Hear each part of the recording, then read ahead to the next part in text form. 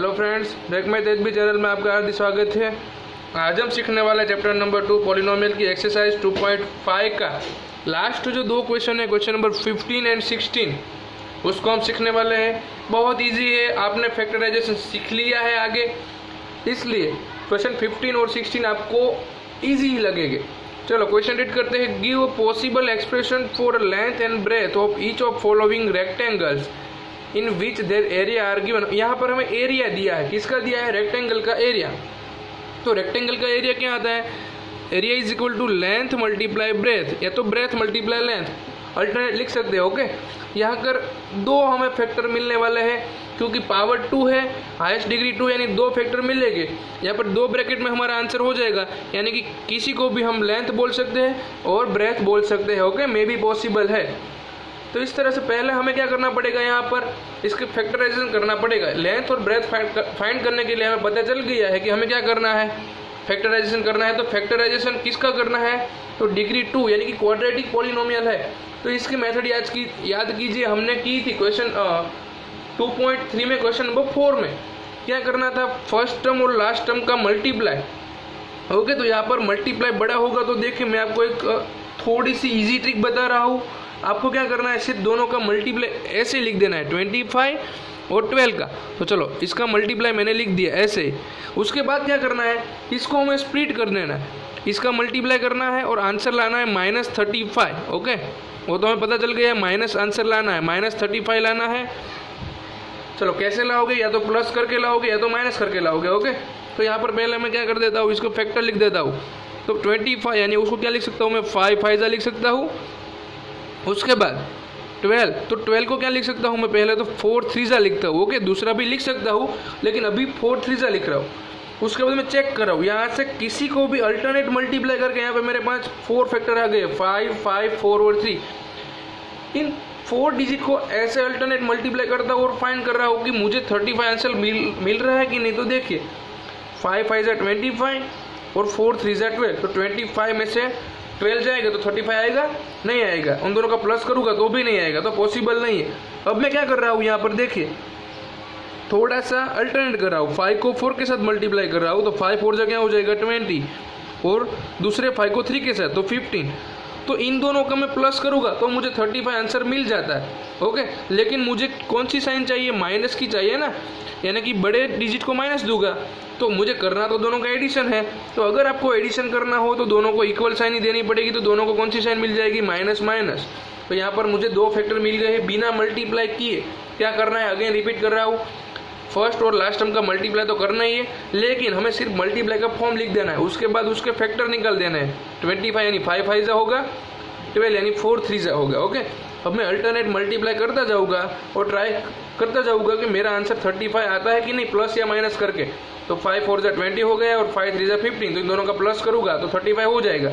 अब मुझे प्लस करना है तो दोनों को इक्वल साइन मिलनी चाहिए, या तो दोनों को प्लस मिलनी चाहिए या तो दोनों को माइनस मिलनी चाहिए। और यहाँ पर बिग नंबर को माइनस है, सॉरी, यहाँ पर मुझे -35 लाना, तो बिग नंबर को माइनस दूंगा तो दूसरे को भी क्या देना पड़ेगा, माइनस, यानी दोनों को माइनस की साइन मिल जाएगी। ओके, तो अब मुझे क्या करना है, सिर्फ यहाँ पर वैल्यू पुट करनी है मिडिल टर्म की प्लेस पर।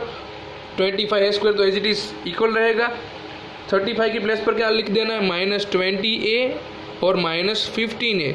उसके बाद क्या कर देना है, +12। अब मुझे क्या करना पड़ेगा, यहाँ पर 2 2 की पेयर करनी पड़ेगी, फर्स्ट 2 की और लास्ट 2 की। तो चलो, फर्स्ट 2 की पेयर में से कॉमन क्या निकलेगा, 25 और 20। दोनों 5 की टेबल में आ रहे हैं तो 5, दोनों में a कॉमन है तो a। चलो, तो ब्रैकेट में क्या बचेगा, 5 5 होगा ना, तो एक 5 तो बाहर निकल गया है, तो अंदर क्या बचेगा, 5 और a। यहाँ पर 5 4 तो 5 तो बाहर हो गया है, तो यहाँ पर 4 बचेगा, a तो बाहर चला गया है ना। चलो, सेकंड ब्रैकेट में फर्स्ट तो माइनस है, तो पहले माइनस को कॉमन ले लूँगा। माइनस बाहर लिया है तो अंदर साइन चेंज हो जाएगी। ओके, 15 और 12 दोनों 3 के टेबल में आ रहे हैं, तो मैं 3 कॉमन ले रहा हूँ। चलो, ब्रैकेट में क्या बचेगा, 3 5 और a, प्लस होगा तो माइनस हो जाएगा। 3 कितना जा 12 होगा, 4 जा तो 4 बचेगा। तो यहाँ पर देखिए, दो ब्रैकेट इक्वल हो रहे हैं, तो उसको मैं कॉमन लेके एक ही बार लिख दूंगा, यानी फर्स्ट ब्रैकेट हो जाएगा मेरा 5a - 4 और सेकंड ब्रैकेट हो जाएगा 5a - 3। ओके, तो यहाँ पर मुझे लेंथ और ब्रेथ मिल गए। इसमें से दोनों में से कोई भी लेंथ हो सकती है और दूसरी जो बाकी बचेगी वो ब्रेथ हो सके। तो यहाँ पर मैं आंसर क्या हो जाएगा हमारा, लेंथ यानी कौन सी हो जाएगी, 5a minus 4 may B, okay, possible नहीं है, मे भी बोल रहा हूँ, या तो 5a माइनस 4 हो सकता है लेंथ, या तो 5a माइनस 3 हो सकती है, और दूसरी जो बाकी रहेगी वो क्या हो जाएगी, ब्रेथ हो जाएगी। तो इस तरह से आप आंसर लिख सकते हैं, ओके। चलो तो सेकेंड, चलो हमें सेकेंड सम में क्या करना है, एज इट इज 35 और -12 का मल्टीप्लाई, 35 और -12, तो इन दोनों का मल्टीप्लाई हमें एक्चुअली में करने की ज़रूरत नहीं है, इसका मैं फैक्टर निकाल दे रहा हूँ। 35 यानी कि 7 5 हो जाएगा, और 12 यानी उसको क्या लिख सकता हूँ मैं, 6 2। अब चलो अल्टरनेट मल्टीप्लाई करते हैं, और आंसर क्या लाना है, मिडल टर्म में कौन सा है, +13 लाना है, ओके, यानी कि बिग नंबर के आगे कौन सी साइन होगी, प्लस की होगी। चलो अब फैक्टर कैसे निकालेंगे, तो यहाँ पर हम कुछ भी करके हमें आंसर क्या लाना है, 13 लाना है, प्लस माइनस करके। तो चलो पहले मैं 6 7 जा करता हूँ, तो उसका आंसर मिलेगा मुझे 42, और बाकी बचा 5 2 10। तो इन दोनों का प्लस और माइनस कैसे कुछ भी करूँगा तो मुझे 13 तो नहीं मिलेगा। अभी मुझे आगे जाने की ज़रूरत होगी, ओके, आगे फैक्टर कैसे फाइंड करूँगा मैं, चलो देखते हैं। तो इस 7 को मैं आगे बढ़ा रहा हूँ, 7 का कुछ फैक्टर होगा नहीं, 5 का भी होगा नहीं, 6 का लिख सकता हूँ 3 2 जा, और यहाँ पर भी क्या है 2 है।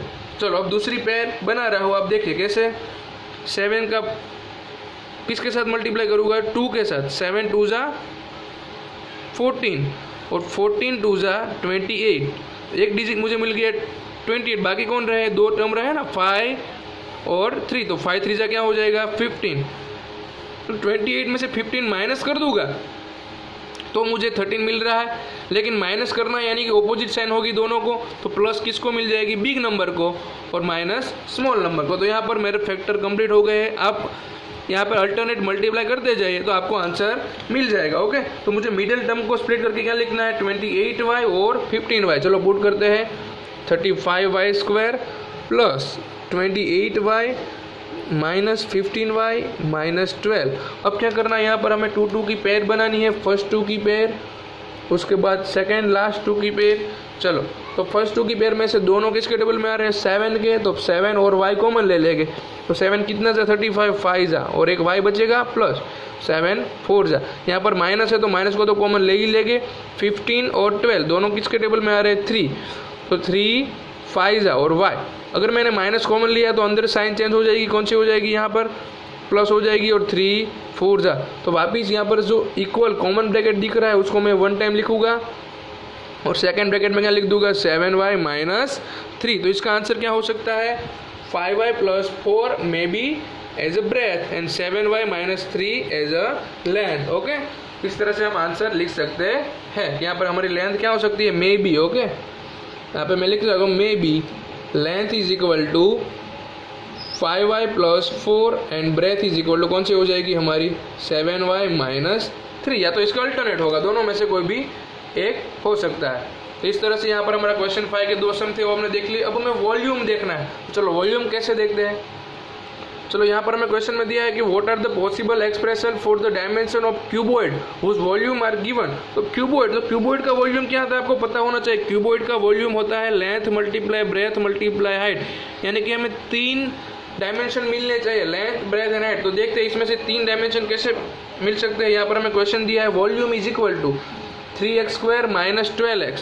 तो इसमें से तो पहले मैं कुछ कॉमन निकाल सकता हूँ, दोनों में से कॉमन क्या निकलेगा, दोनों 3 के टेबल में आ रहा है और दोनों में x भी है तो x, ओके। तो ब्रैकेट में क्या बचेगा, यहाँ से 3 चला गया, x 2 टाइम्स था, एक बार चला गया तो x बचेगा, 3 4 जा, तो बाकी क्या बचा x माइनस 4। तो यहाँ पर मुझे 3 डिजिट मिल रहा है, तो पहला तो 3 मिल रहा है, उसके बाद x मिल रहा है, और लास्ट कौन सा है x माइनस 4। तो मेरा आंसर कौन सा हो गया, 3x और x माइनस 4 हमारा क्या है फैक्टर। तो यहाँ पर मैं आंसर क्या लिख दूंगा, 3x और x माइनस 4 आर 3 फैक्टर।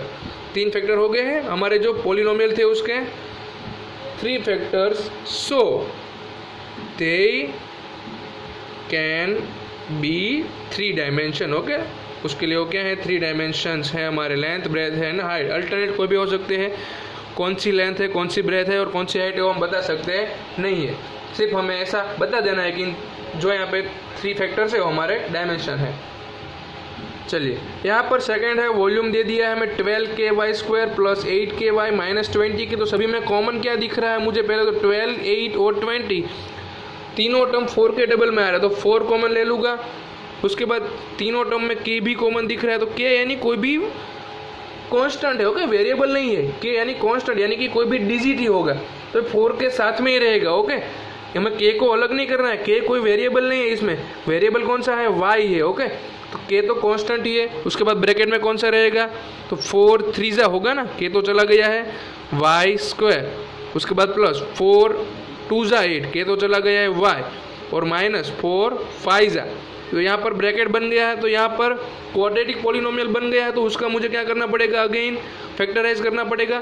तो फर्स्ट टर्म और लास्ट टर्म का मल्टीप्लाई, जो 5 3 कितना हो जाएगा 15 -15 हो जाएगा, और उन दोनों का क्या कर देना है, हमें स्प्लिट कर देना। तो चलो स्प्लिट करेंगे तो आंसर क्या मिलेगा मुझे, बोलिए। 5 3 लाना क्या है, +2 लाना है ना, बिग नंबर को प्लस देंगे और स्मॉल को क्या दे देंगे हम, माइनस। तो चलो यहाँ पर मिडिल टर्म का स्प्लिट कर देते हैं, 3y², उसके साथ लिख देते हैं -3y + 5y और -5। चलो 4 के तो एज इट इज ही रहेगा। यहाँ पर बिग ब्रैकेट बना देते हैं, बाद में 2 2 की पेयर बन जाएगी। तो फर्स्ट 2 की पेयर, लास्ट 2 की पेयर। चलो फर्स्ट 2 में से कॉमन क्या निकलेगा बताइए, तो कॉमन हमारा हो जाएगा 3 और y, ओके। तो चलो ब्रैकेट में क्या बचेगा, y -1, यहाँ पर भी प्लस, सेकेंड पेयर में से 5 कॉमन निकलेगा तो y -1, ब्रैकेट ओवर, 4 के लिख देता हूँ। उसके बाद यहाँ पर जो इक्वल ब्रैकेट है उसको 1 टाइम लिखूंगा और सेकेंड ब्रैकेट में आएगा 3y + 5। तो यहाँ पर हमारे 3 फैक्टर हो गए हैं, फर्स्ट वाला 4 के, उसके बाद y के और 3y + 5, ओके। तो चलो, तो यहाँ पर हमारा आंसर क्या हो जाएगा कि 4 के, y -1 and 3y + 5 are 3 factors.